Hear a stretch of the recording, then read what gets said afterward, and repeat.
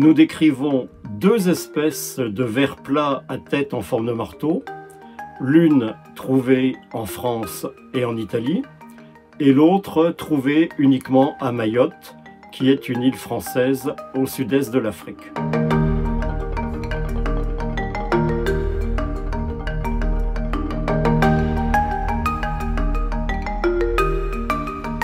Nous nous sommes appuyés sur un programme de sciences participatives à l'échelle de la France et des départements et territoires d'outre-mer. Cela signifie que des particuliers ont trouvé dans leur jardin des vers bizarres, nous ont envoyé des photos et même parfois des spécimens. Je les remercie encore pour leur participation qui a été indispensable à la réussite de ce projet. Autre technique, nous avons utilisé la morphologie, la macrophotographie, l'anatomie, l'histologie et même tout simplement le dessin. Et finalement, nous avons utilisé le séquençage de nouvelle génération pour caractériser les mitogénomes complets de ces animaux.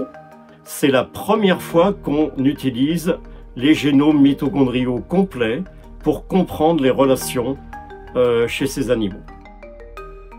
Finalement, nous décrivons deux espèces nouvelles pour la science. L'espèce trouvée à Mayotte est longue de 2 à 3 cm. Le corps est d'un vert bleu irisé très spectaculaire avec une tête qui tend vers le marron.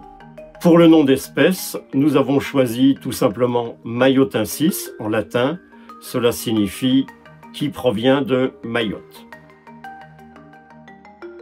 L'espèce trouvée en France, dans les Pyrénées-Atlantiques et aussi en Italie, mesure à peu près 2 cm de long et elle est d'un noir métallique brillant tout à fait caractéristique. Cette espèce provient probablement d'Asie et elle est potentiellement envahissante pour l'Europe. D'autre part, le travail sur cette espèce a été fait surtout pendant les confinements. Pour cette raison, nous lui avons choisi le nom latin de Covidum, bien entendu en relation avec la pandémie de Covid-19.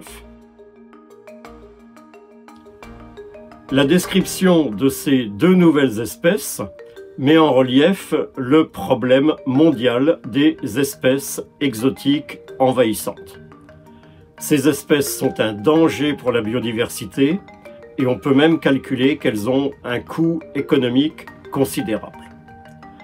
Bien entendu, ce ver noir qui est en Europe, il n'est pas venu tout seul, il est venu probablement dans un lot de plantes en pot importées d'Asie. C'est la mondialisation et le transport effréné des marchandises à travers le monde qui sont responsables du nombre croissant d'espèces exotiques envahissantes dans le monde entier.